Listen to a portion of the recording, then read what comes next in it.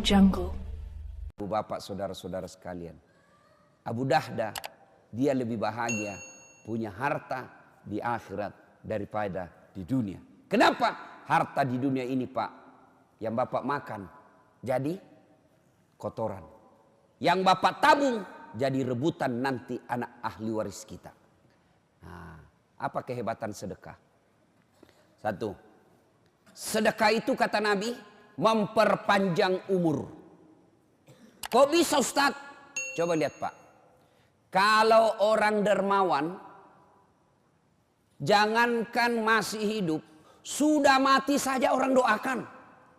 Coba, orang dermawan sudah mati saja orang masih doakan. Contoh, ada orang tetangga kita, rajin betul sedekah waktu hidup. Pas meninggal, maka orang lewat di kuburnya, dia akan, singgah dulu. Baik ini Pak Haji nih. Waktu hidup rajin betulnya dekasi masjid. Itu yang ada kipas angin di masjid itu sumbangan dia. Itu yang ada mic di masjid sumbangan dia. Ayo kita kirimkan Fatihah. Al-Fatihah. Meskipun sudah meninggal 20 tahun yang lalu, orang masih doakan. Ini yang disebut umur yang panjang. Di Makassar ada sebuah masjid namanya Masjid Sudirman. Dekatnya Bank Sulsel. Bank Sulsel masjid. Namanya Masjid Sudirman. Yang bangun salah seorang orang kaya pengusaha tambak. Dan yang kedua, mantan direktur Bank Penin. Beliau dua orang inilah membangun ini masjid mewah. Betul mewah itu masjid. Karpetnya empuk, sound systemnya baik, AC-nya sejuk, bersih, interiornya cantik. Semua orang yang masuk, Masya Allah, Masya Allah. Dua orang inilah yang membangunnya. Dan salah satu lagi, ada tiga. Satu lagi yang mewakafkan tanahnya, namanya almarhum Andi Odang, mantan gubernur di Sulawesi Selatan. Hebatnya Pak, penghuni masjid itu bisa ribuan setiap Jumat.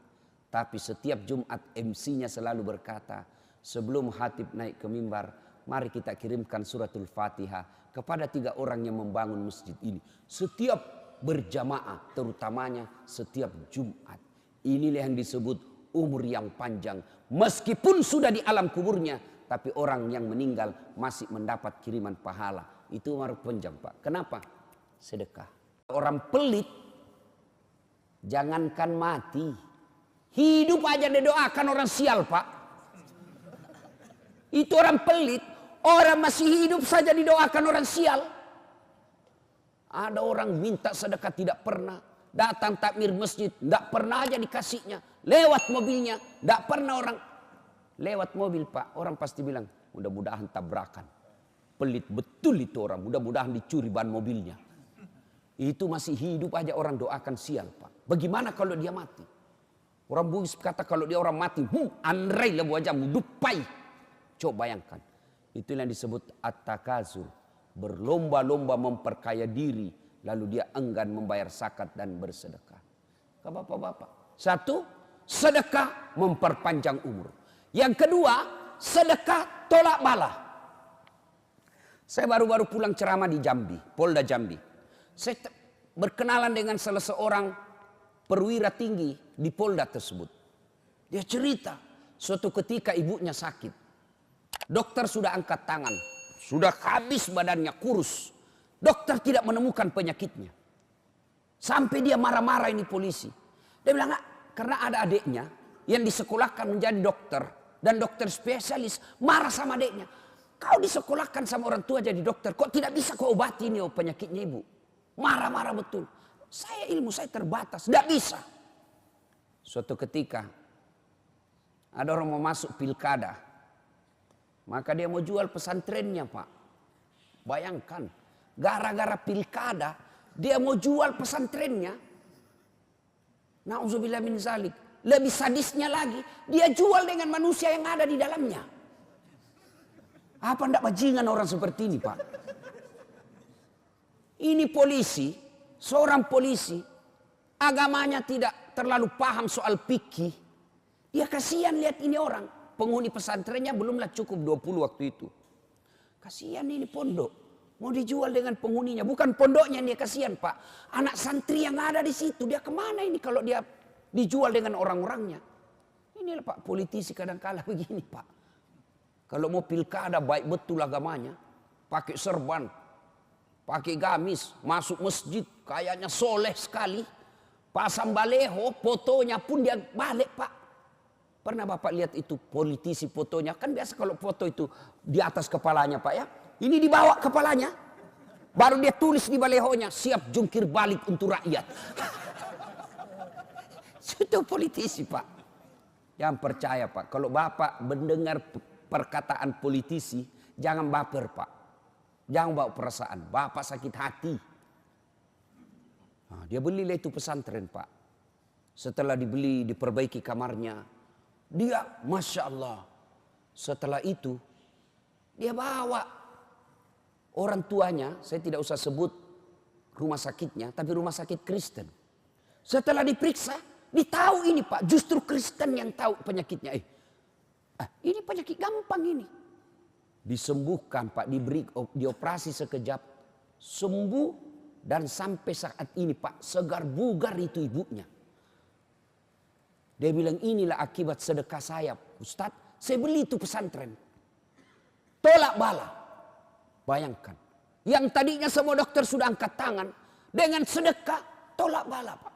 Itu Nabi sudah jelaskan. Jadi bapak-bapak di sini, kalau ada di sini prostat, asam urat, kolesterol, obati dengan sedekah. Ibu-ibu, ada suamimu mulai selalu berpikir poligami, tolak bala dengan sedekah.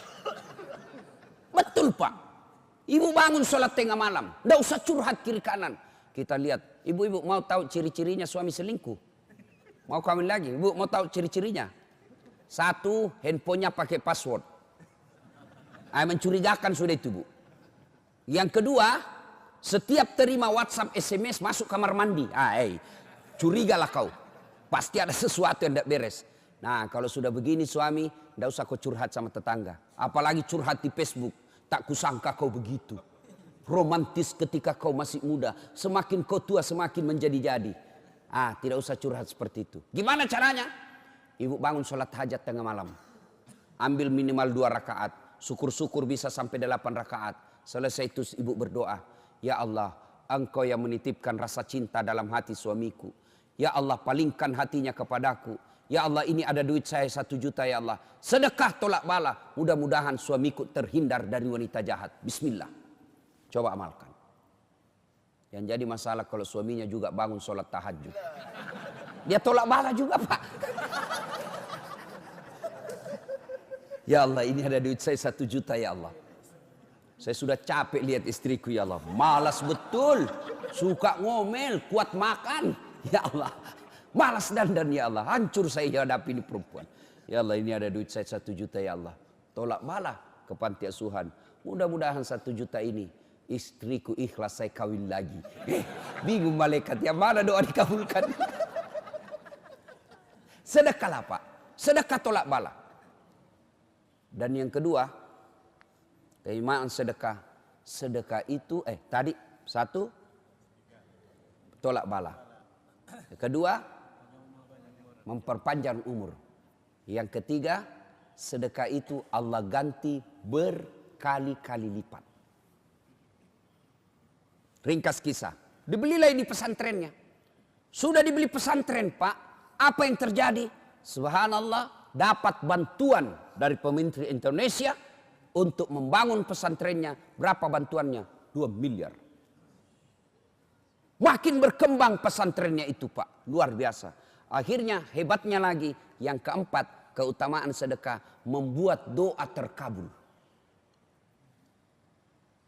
Sambung lagi kisahnya nih Bapak polisi. Semenjak dia jadi polisi, tugasnya selalu di luar Jambi. Tidak pernah dapat SK Jambi. Ibunya berkata, nak, kau kembalilah tugas di kampungmu ini. Saya makin tua, saya mau senang lihat kau bertugas di kampungmu. Dengan izin Allah, doa ibu tersebut dikabulkan, anaknya tugas kembali ke Jambi. Maka bapak-bapak, ibu-ibu, kalau mau doamu cepat dikabulkan, bersedekahlah. Dan demi Allah, tidak ada orang bangkrut gara-gara sedekah. Apa bapak pernah ada di komplek ini? Ustaz, itu yang di sudut rumahnya kaya betul dulu itu Ustaz. Cuma karena rajin sedekah bangkrut dia. Bapak pernah dengar itu? Yang bangkrut bukan sedekah, yang bangkrut gara-gara poligami. Bukan. Apa? Selingkuh. Oh, selingkuh bikin bangkrut, Pak. Ya. Diperas bapak sama ceweknya. Woi, belikan saya sepeda motor. Kalau tidak, saya share di Facebook ini foto kita yang berdua. Hancur, Pak. Sudah dibelikan sepeda motor, minta lagi dibelikan kulkas. Belikan saya kulkas. Kalau tidak, ku share ini di Facebook. Sudah dibelikan kulkas 2 minggu, belikan saya AC berdiri. Mati, habis, Pak, gara-gara selingkuh. Poligami halal. Poligami halal, Pak. Yang penting bapak berani. Penting bapak berani. Apa penting bapak berani? Ya. Nah, ibu bapak, saudara-saudara sekalian. Dan berikutnya, sedekah pelit. Tidak ada orang suka yang pelit, Pak. Percaya itu, Pak. Tidak ada orang senang orang pelit. Saya tanya ibu-ibu, senang suami yang pelit atau dermawan? Dermawan. Bapak-bapak senang yang menantu dermawan atau pelit? Dermawan. Senang tetangga yang pelit atau dermawan? Dermawan. Tidak ada orang suka orang pelit. Bahkan orang pelit sekalipun tidak suka sama orang pelit. Rumus itu, Pak. Dia bilang jangkau ke rumahnya, pelit betul itu. Padahal dia juga pelit. Itu jeleknya orang sifat pelit, Pak. Bersedekahlah. Bu ibu, sedekahlah. Karena harta yang kita miliki kata Nabi hanya 3. 1, yang habis kita makan. 2, yang hancur kita pakai. Yang ketiga, yang telah kita sedekahkan. Emas ibu, emas. Ayo ibu, gelang, cincin, kalung, anting, emas 70 gram. Siapa yang punya ibu? Siapa? Begitu ibu meninggal, siapa yang punya? Istri kedua. Suami kawin lagi, dia kasih, ini cini emas mantan istri saya. Ibu menderita di kubur, suamimu enreyen di tempat tidur dengan pengantin baru. Maka bersedekahlah. Adik-adik, kalian mau menjadi pengusaha muda, tidak usah kau baca motivator. Tidak, lebih kau belajar sedekah. Jangan pernah lewatkan maghrib tanpa sedekah sehari pun. Mau itu 10.000, 5.000, 1.000. Belajarlah bersedekah agar kalian menjadi kaya. Jangan menunggu kaya baru kalian mau bersedekah. Rasulullah telah membuktikan itu. Dan kita siap melihat dalam kehidupan sosial. Betapa banyak orang Allah semakin lipat gandakan hartanya. Karena dia banyak bersedekah. Tapi demi Allah, sedekah semua itu tidak ada gunanya ketika tidak dibuka dengan sholat. Itulah bedanya kita dengan non-muslim. Meskipun dia banyak sedekahnya, tapi dia tidak bersahadat, maka sedekah-sedekahnya tidak ada gunanya. Kalian juga orang Islam, ketika rajin bersedekah, wakaf 1 masjid, wakaf 2 masjid, wakaf tanah pembangunan gedung sekolah, tapi dia tidak sholat, demi Allah, semua wakaf-wakafnya tidak ada gunanya. Kenapa? As-salatu miftahul khair, as-salatu miftahul jannah. Solat itu kuncinya ibadah, solat itu kuncinya surga. Ketika tidak ada solatmu, tidak ada kunci kebaikanmu. Ketika tidak ada solatmu, tidak ada kunci surgamu. Sehingga Allah di akhirat kelak akan berkata, Das'at, ini pahala sedekahmu 10 gunung. Mana kuncinya? Kalau kau mau ambil ini, mana passwordnya? Atau kalau kita sekarang barcode. Ini kau punya ini, masuk barcode-nya. Muncul tenggelam. Muncul tenggelam. Ini yang hari Jumat saja sholatnya, Pak. Paling terlambat datang, paling cepat pulang. Khatib khutbah dia tidur. Pas bangun dia bilang, aliran apa ini mesti? Tidak ada khutbahnya. Bukan aliran apa, kau yang datang dengar apa. Nah ibu bapak saudara-saudara sekalian, inilah tausiah kita. Mudah-mudahan ada manfaat karena saya ngejar penerbangan ke Pekanbaru. Saya lanjut ke Bandar Lampung sehingga cukup, mudah-mudahan ada manfaat. Tidak ada gunanya ilmu yang kita peloreh hari ini kalau sebentar kita tidak mau bersedekah. Mulailah sedekah dengan hari ini. Mulai Pak, mulai ikhtiar hari ini. 1 hari jangan pernah lewatkan tanpa sedekah. Saya tidak bisa bersedekah dengan duit. Sedekahlah dengan senyum. Karena senyum adalah sedekah. Kalau kita miskin. Saya tidak punya pun dia bersedekah dengan senyum. Sedekahlah dengan apa? Doakan sesamamu muslim. Tidak bisa juga doakan. Sedekahlah dengan apa? Jangan mengganggu sesamamu manusia. Maka itu sedekahmu kepada dia dengan tidak mengganggunya. Sedekah apa namanya? Sedekah dengan akhlakul karimah. Demikian, mudah-mudahan ada manfaat. Lebih dan kurangnya mohon dimaafkan. Nun wal kalam ya misturun. Billahi fi sabilil haq. Assalamualaikum warahmatullahi wabarakatuh.